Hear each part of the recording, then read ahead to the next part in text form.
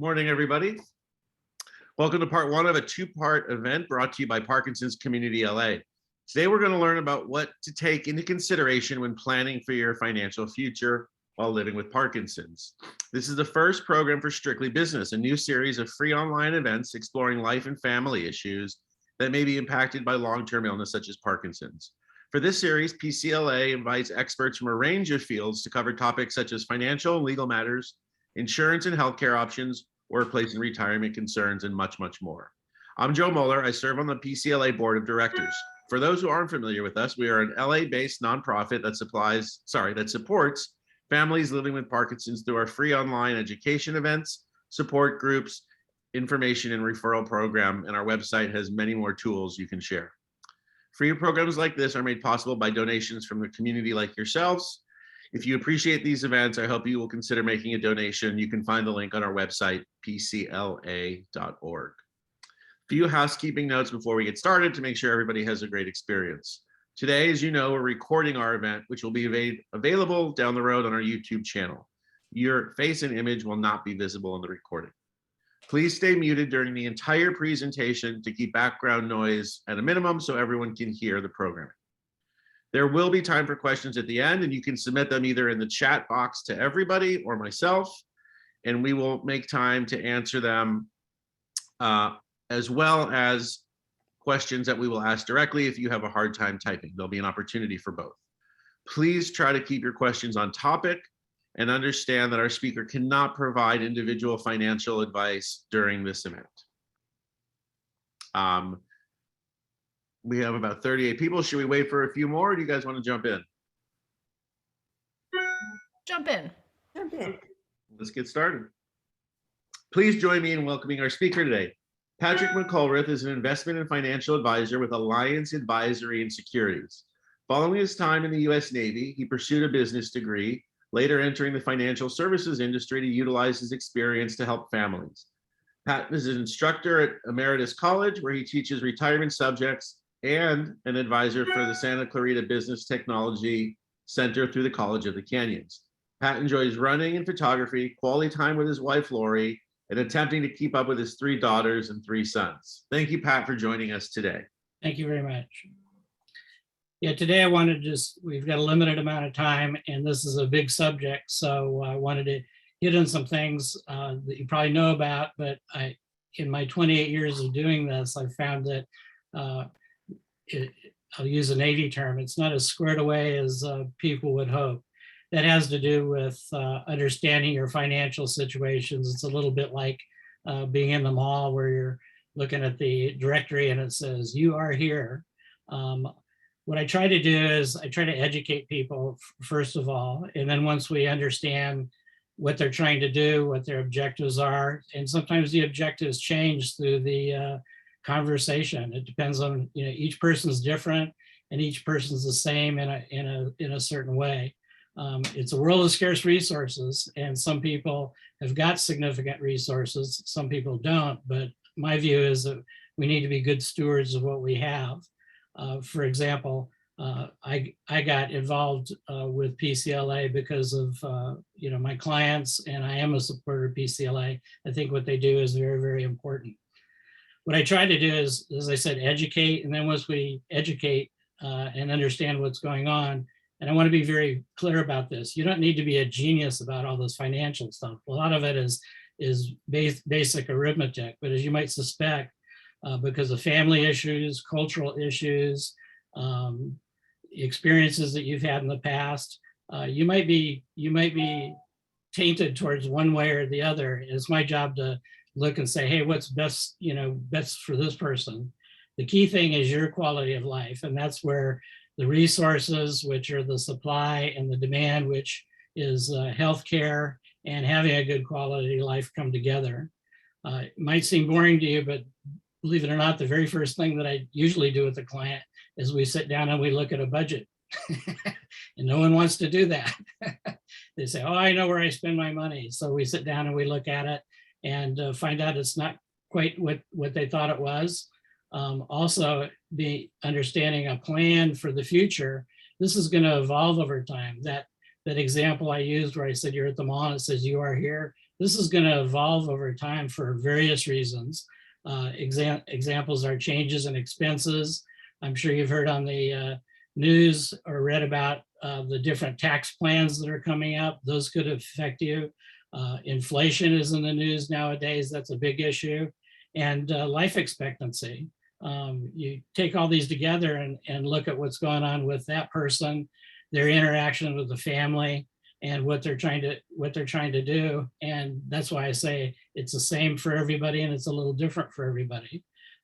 Big thing is that you want to be in control of your assets and your life as long as you can.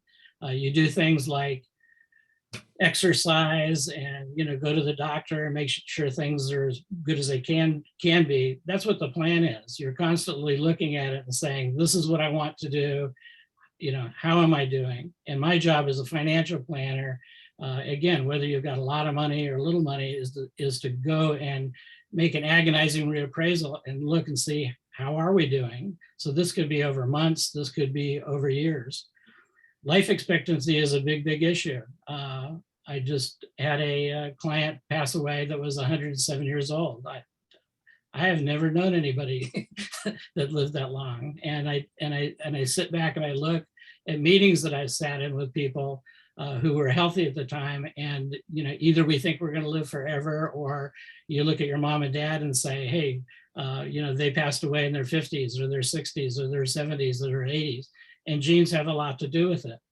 When a situation like Parkinson's comes along or some other issue, it can disrupt that plan. And that's what I mean by constantly looking at it. I would say the number one thing that people are concerned about it is very simply, am I going to run out of money before I pass away? If you combine taxes, you combine what's going on with healthcare, and you look at inflation as prime problems for the near future, I would say the next 10 years, I think this is going to be a big problem. And I think planning, again, whether you've got minimal assets or maximum assets, it's all about your quality of life, and it has nothing to do with the money. You need to sit down and look at it and say, hey, what have I got? I've got a lady right now who is what I call house rich and cash poor. And you look at this and you go, what am I going to use to live on in the near future? How am I going to pay my healthcare expenses? And the answer is going to be her home. And it's hard because it's not just a structure, it's a home place. It's a place that there's a lot of memories. You put a lot of, blood, sweat, and tears and resources into it. And it's hard to think about leaving and going somewhere else. I think another thing which might surprise you about the financial planning is I kind of look at the whole person. Who are they networked with? Who are the advisors that they already have? Are they getting advice from friends that actually are pretty smart, or friends that absolutely have no idea what they're talking about? So we talk about it in a friendly way and try to figure out where this person is learning. I strongly recommend people read, talk to professionals, become familiar with issues both in financial and in the Parkinson's area. That's part of where PCLA comes in. They do a very, very good job of educating, but there are other places you can go and get information on what's going on. In terms of the evolving issues we talk about, one is the care plan. When I taught at a emeritus college over at Santa Monica College, I would make a line and say, hey, this is where you are and this is what's coming, because you know that either you're going to be healthy for a long time or you're not. And people go, well, what do I do? And I said, well, you have to plan for both. And the downside is that you might need significantly more resources to support yourself. Is that going to come from family? Is that going to come from the government? Where is it going to come from? To make sure that the resources are maximized, you're just doing common sense things. You look at your expenses. Is this something that I really, really need, or is this just something that I want? And I find a lot of issues where because of the, I would call it the momentum of life, we've got things that we have, do, pay for that we, I just kind of scratch my head. I remember visiting with a lady once and we're looking at her budget, which she did not want to look at. And I found out she was paying $575 per month for people to come and take care of her yard, because that's what she always paid. And that's what That's what she thought in talking to her friends, that was the, going rate for her area. And I said, this is ridiculous. You hardly have any yard at all. So she asked them to cut it back, and they said, how much? And she said, how about $150 a month? And they said, okay. They basically have been taking advantage of her for a long period of time. You need to look at your plan now as far as who is going to be helping you in terms of accounting help, CPA help. And you need to understand that some of these folks, just like in normal life, some are pretty good at this and some aren't. Sometimes people have advisors that in the financial, legal, and tax area that they've had for a long time, and it's comfortable to continue with them. Unfortunately, like a family I visited in Huntington Beach, they said they had a close relationship with their stockbroker, and I was questioning some of the things that they were doing. So they picked up the phone, called in, and found out that he had died 6 years ago. And I sometimes wonder, who these people are. Are they licensed? Do they really know what they're talking about? If you do work with somebody, I strongly ask you to consider getting second opinions on things, because everybody's got a different opinion on things, and you need to be careful of working with somebody who's really a salesperson and not really a financial advisor. Sometimes, as I alluded to, you need to look back and say, hey, if I'm incapacitated in some way, even short term, who's going to be making the decisions for me? That's the person that I work with. So it could be a family member, could be a partner, could be a close friend, but you need to really take a look at this. And they say, well, who should I choose if not this person? I said, you need somebody with a good heart, with a lot of common sense, and really has your best interest in mind. Examples would be people that I work with are people who have power of attorney over a particular client. Possibly they have resigned their trusteeship of their trust and turned it over to a family member, a friend, or an attorney. And they also need to look at, for their family ahead of time, as far as who is the executor of the estate. I strongly encourage people to have a network of folks that know who these people are, instead of getting surprised when somebody gets a phone call and says, hey, mom's in the hospital, or mom's really struggling. And I ask, well, who has the power of attorney for her, and who has the advanced healthcare directive? And sometimes there's crickets, because they don't even know what that is. So having a network that is familiar with these issues and can discuss them, I feel is very, very important. So you need to think ahead on these things, and it's not just you, it's a network of people that could really help. In the area of know who you're dealing with, and I will say this about all my clients over the years, I would say without exaggeration, probably 2/3 of them have been ripped off in some sort of a scheme, or they really didn't know what they were signing when they signed up. A lot of times families don't know who that this has happened to, because we are human beings, and it's a little bit embarrassing when you feel you've been taken and you've got $30,000 missing from your checking account because somebody offered you something that was too good to be true. I see a lot of this because the interest rates being so low. In past decades, we could all remember back in the early 80s. I remember moving out here again to California after graduate business school and trying to get a house. Mortgage rates were 15, 16, 18%. That's unheard of now. Could that happen again? Maybe, probably not, but they're not going to stay down in the 2 and 3% range that they are now. Same thing has to do with something that we've been very comfortable with over a long period of time, are things like savings accounts, checking accounts, and CDs.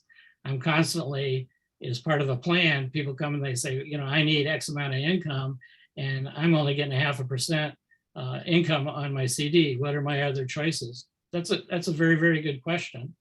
Most of the times when you enter this arena and you say, I want to make a choice, to get more income, you're taking on more risk. It would be my job, for instance, as a financial planner, to explain what kind of risk that you're taking. And sometimes the answer is you don't want to go there. In other cases, you say you need to take a little bit more risk to get twice as much income, and that might be a good decision for them. In making a plan, I suggest that when you work with a financial planner that you write down as much as you can, what the objective is, what the assumptions are. Inflation's a good place to start. Taxes, what your expense budget is. Are there other family issues?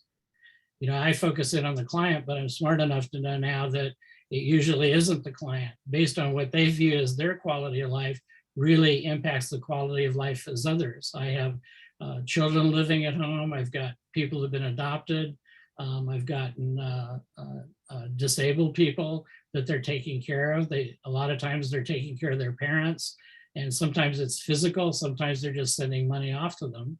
So I could run into a situation where somebody's got $40,000 a year coming in, and they're sending $1,000 a month after taxes off to a family member.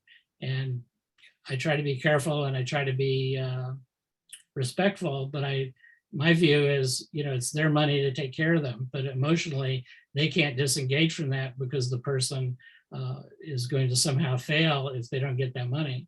I ask them, well, what's the plan to fix that? Because you need this money to take care of yourself. Because, for example, healthcare, I would say probably over the last 10 years, even though inflation's been a lot lower, it's probably been increased 6 or 7% a year. So think about that for a second. When you go, okay, when inflation was 2%, Pat's saying it's 6 or 7. What's going to happen when inflation goes to 4% or 5%? Still doesn't seem like a big number, but remember the healthcare inflation is a lot more than that. I would think that in working with people in terms of looking at a longer plan where you sit there and go, okay, I'm in my home now. I want to stay in my home, but maybe I'm not going to be able to stay in my home. And you might need to go to assisted living. It would be wise to figure out now about what that is. Most people talk with their friends and people they know, so they've got some idea of where, you know, what they're talking about. But let me give you some numbers. In my experience and in dealing with clients that I have in these situations now, I would say assisted living, just to pick a number, is probably between $7,000 and $9,000 a month. And for some people, they're aghast at that. Others just think it's a lot of money because they have a lot of resources. You might be surprised that a nursing home could be anywhere in the $10,000 to $14,000 a month range. The good and bad of all this is because we have, the way God does it, we have limited time here on earth. When somebody starts to get into trouble like that, they usually are, for instance, in assisted living for 4 to 5 years, in a nursing home, maybe 2 or 3 years, and that's at the most. So as far as the plan goes, you don't sit there and say, oh, we're going to have to pay $10,000 a month for the rest of the life, which could be 10 more years. And the answer is it could be, but it's probably not. You need to plan both ways and use a lot of common sense when you put your plan together on that. It's important to deal with the attorney on these issues and commingle who the person with power of attorney and possibly the trustee are going to be, so that they know that your needs and wants, and they can basically step into your shoes if you're not able to make or don't want to make decisions on your own. As far as running out of money goes, it's a good time and it's a tough time, but I think there's always opportunities and there's always challenges. There are ways to structure a portfolio, for instance, or an IRA, so that you can reduce expenses on it and possibly boost up some of the income without taking any more risk. That's something that you should talk to your professional about. Going back to preying on my clients, I'll use what I call the chicken dinners.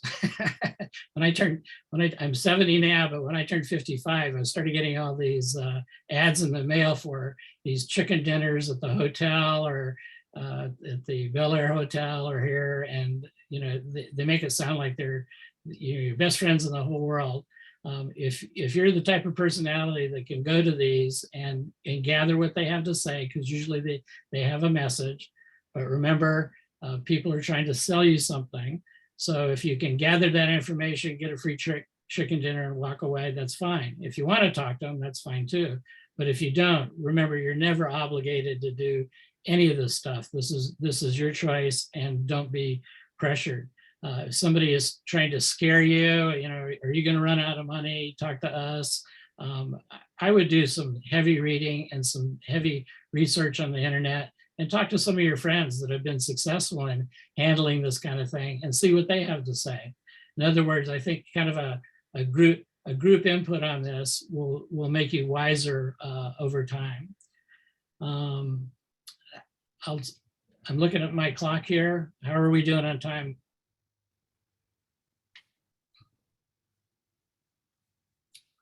Joe, Sarah? Yeah, we're doing fine, Patrick. You can Okay, go. how much more would you like to go?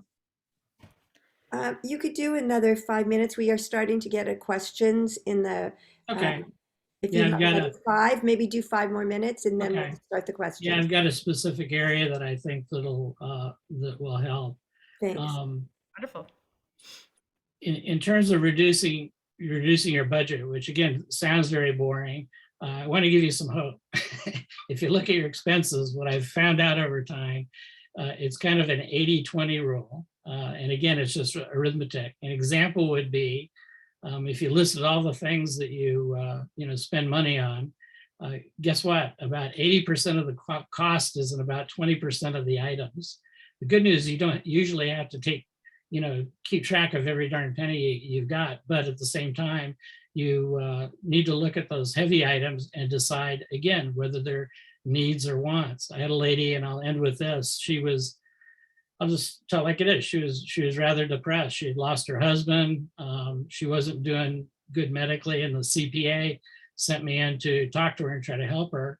And in looking through her expenses, I looked in her checkbook, and she had written a $15,000 check to somebody. I didn't know who it was. And I thought, wow, she's having money problems, but she's writing a $15,000 check. So it was suspicious because it was rounded off. And I asked her, I said, what's this about? Oh, she goes, that was a wedding gift to my best friend's daughter.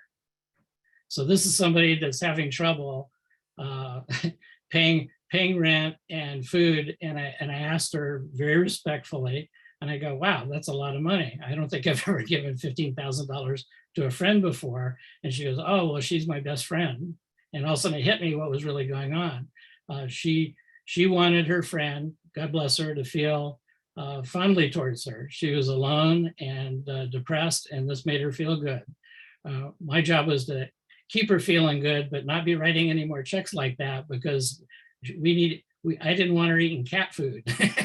And I just sit there and I go, wow, some of the decisions we make that are based on emotion rather than what I would call reality, that's something else that I do. I'm sitting there kind of as a hand holder saying, hey, we don't want to do this again, and this is why. And they usually say, I know. But they don't have anybody to talk to in this arena because they don't really trust anybody or know anybody. Patrick, thank you. We do have a couple questions. Before we get into those, a couple times in your presentation, you mentioned service providers. Right. You have a couple go-to resources where our community can help understand what criteria they're looking for in a service partner. Certifications, awards, Better Business Bureau. How do we boil? Yeah, that's a good example. On the negative side, I always help the client go and make sure we've got somebody that's licensed, that has errors and omission or malpractice insurance in the area of CPAs and attorneys. You really need to be careful. There are people out there posing as one thing and they're not another. Believe it or not, I do use PCLA and successfully in the past to go to things like caretakers and caregivers at home, things like that, for issues having to do with financial. I'll be blunt about it. I've got a very small list. I give people 2 or 3 names and say, I know these people here. Here's what they specialize in. Call them up, talk to them, see if you're interested, and go from there. On the medical side, no, I don't get into the referring them to a doctor or anything like that. But there are a number of really, really good sources that organizations like PCLA and other, they know who they are, and we try to work through them. can you give us a range of what you think would be an appropriate fee structure to pay a professional financial advisor? That's a good question.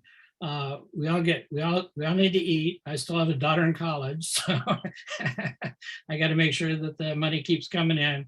But you got to make sure you're getting value for your money. So to answer your question directly, we can get paid one of two ways. Sometimes all they really need is a project. They need somebody to sit down and organize this and educate them and organize this, and they kind of take up from there and then call you. That would be on a fee basis. So you would probably expect to pay somewhere between $2,500 to $3,500 just for a basic plan for the hours to sit down and put that together. The other ways we can get paid, and a number of people, including myself, get paid, we have what's called assets under management. The key focus, once the plan is put together, is to manage the assets. So the person might have a stock portfolio, IRAs, annuities, different kinds of insurance, that kind of a thing. We could get paid either through the companies that we work through, or we get paid for assets under management. I worked for a while with clients from US Trust and Northern Trust Bank, and saw how this all operated. And you need to work in a team effort. Thank you. I appreciate that.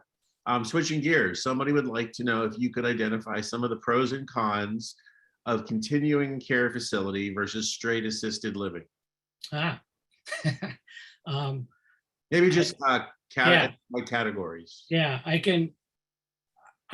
tend to lean towards assisted living first, and then going to continuous care based on the situation. Everybody's different, but assisted living, most of my clients, when I go visit them, I feel like I'm in college with a whole bunch of people about my age, mostly in their 70s or early 80s. They're very active.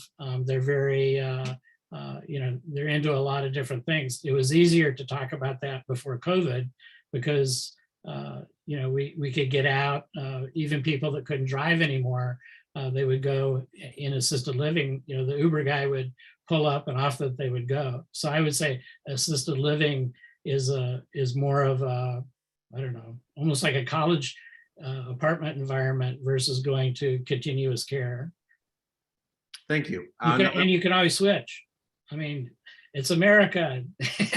Make sure you know what you're signing before you sign. That's where the attorney and family members can weigh in and see if this is really right for you.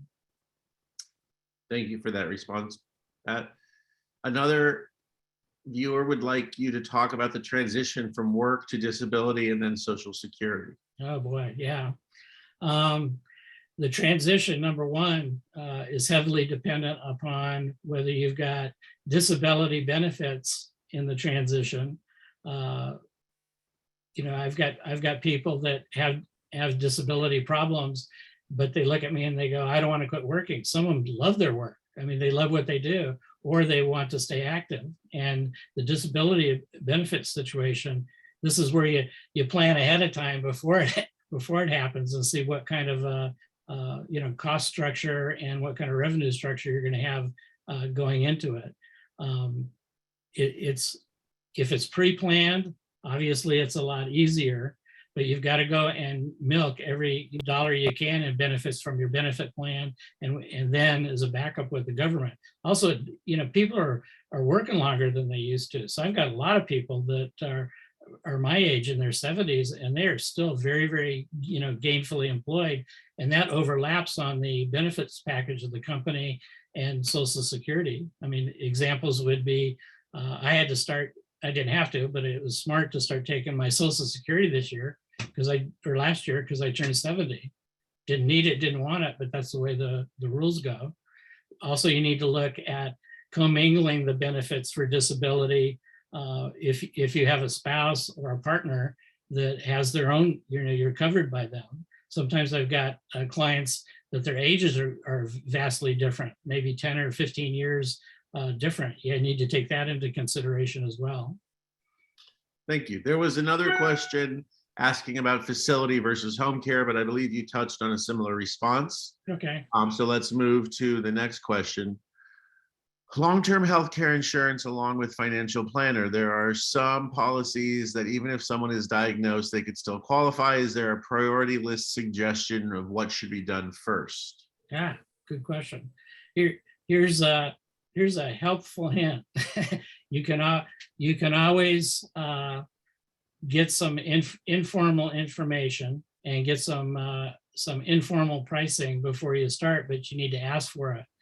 Salespeople tend to go, here, let's apply for this, sign here. And as soon as you do that, what's the first thing that they're going to do? Is they want to look at your medical records. And if you've got something that company A sees in your medical records that they don't like, they might just absolutely turn you down. So now company B looks at it and they think about what happens. It's like a domino effect. Company B goes, why did company A turn them down? So a smart way to do it, my opinion, is to work through a licensed insurance person who is very familiar with long-term care. And just so you know, we have to have special licensing through this if it's a California resident to do that. What I call it, somebody that's selling life insurance isn't necessarily a long-term care insurance person. Some people do both. Some people focus on that. So the first thing you want to do, in my opinion, is talk to somebody who knows what they're talking about and get an informal input before you start creating records that might be negative later on. Then after you do that, and you look and it comes back and says, hey, this person's got a good chance with company XYZ. That's when you apply for it. Remember, you're not obligated. Don't pay anything down. Don't do anything. Just sign it. Take the exam, let them look at your medical records and see what comes back. Also, if you work with a bigger firm like a brokerage that's got 20 different long-term care companies instead of a captive agent that only has one, they can look, and based on their experience, they can tell based on your situation and what they got back on that informal information. It's called an inquiry. They can go, you know, who we ought to probably apply to is company ABC, and you do it and you see what happens. Usually it's successful. Thank you, Patrick. Great answer. Next question is, someone recently told me that her daughter who lives in Massachusetts was able to purchase a Medicaid policy for $150 a month. This policy pays for 2 full-time caregivers. To the best of your knowledge, does California offer anything like this for people with Parkinson's? I knew I was going to get a question like this, but I've got to tell you, remember when I talked about that network of people I work with? I run into this infrequently, but if the person would like, I can put them in touch with somebody who can answer that question. We've got a very, very good resource for that. Yeah, please include that in our follow-up offline. Next question from one of our guests. Someone would like to know what you suggest in place to research. Where can people look for information on how to prepare their will? Very good. I would look just in general, do something very, very straightforward and go online and go, how do I prepare my will? And put it in the search box. Attorneys in general will have websites that will answer questions like this. Wills are very straightforward in California, but you know, there are always rules and you need to be very, very specific. If you're going to create your own will, you need to create what's called a holographic will and write it out by hand and sign it. And I would suggest you have it witnessed. If you have a substantial estate, my opinion, just to pick a number, if it's over $500,000, that means your house, your savings account, anything that can be turned into money, you probably would benefit from actually talking to an attorney. We're all penny pinchers, so we usually go, oh, attorneys are so expensive. My opinion, it's money well spent, particularly if your family is depending on some of those assets for their own quality of life. But the attorney may also be able to give you other advice in areas you're not thinking of. So look online, do some reading. There are plenty of books out there that talk about this, and then ask an attorney that you get referred to and just say, hey, you know, I want to talk to somebody. And if they go, oh, that'll be $500 just to talk, I suggest you move on. Find somebody that will sit down with you, a friendly person with experience that does this. Usually they're called estate planning attorneys, and ask them for a free consultation. And they'll give you the lay of the land. There are a lot of people out there that will do that. Thank you, Pat. I appreciate that. Next question. When you get disability and you transition to Social Security, when you turn 70, does the amount of government support change? Yes, it does. But I've got to tell you, these are individual situations. And what I do is I coordinate and get on the phone call with them to the people that they're talking about.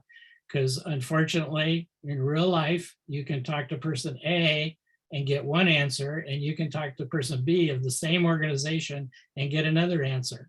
So what I do is in a situation like that, you call them up, you tell them what the situation is, and then you call them again next week and talk to a different person. And if you're getting conflicting information or it's unsatisfactory, it's time to get in your car, get in your Uber, and go down there. And for my clients, if they've got questions like that, I go with them and give them the evil eye while they're while they're talking to my client to make sure that they know this is serious and they better know what they're talking about. Thank you very much, Pat. And I want to remind everyone attending today that part 2 of this program will resume on Friday, February 11th, and we'll focus on estate planning. You will all receive a free link to attend that session as well. We have a few minutes left. Do we have any questions from the attendees? There's one in the chat about disability and transitioning to Social Security. Did we cover that one? It was asked about, and I had mentioned that it's one of those questions that it isn't the same for everybody. So what I encourage people to do is to look ahead, and then I basically work with them to get the information from for instance, from Social Security. Thank you, Pat. Do we have any questions for people who were unable to type or would like to ask something live? Do I see a hand? Alana, are you raising your hand? Sorry about that. Okay, everybody. Let me wrap up today's session, which was really educational. Thank you very much. Going to the next page. Thank you again, Patrick, and thank you all for joining us for a strictly business presentation from PCLA. Part 2 of this program, as I mentioned, will resume on Friday, February 11th and focus on estate planning. You are already registered if you attended today, and you will receive a reminder email. I also hope you'll join us at our next Let's Talk Parkinson's program, which is focused on Parkinson's caregiving. You will receive a link to register for that separate program as well. Today's program was brought to you by donating to PCL. Sorry, today's program was brought to you by you. I just read that.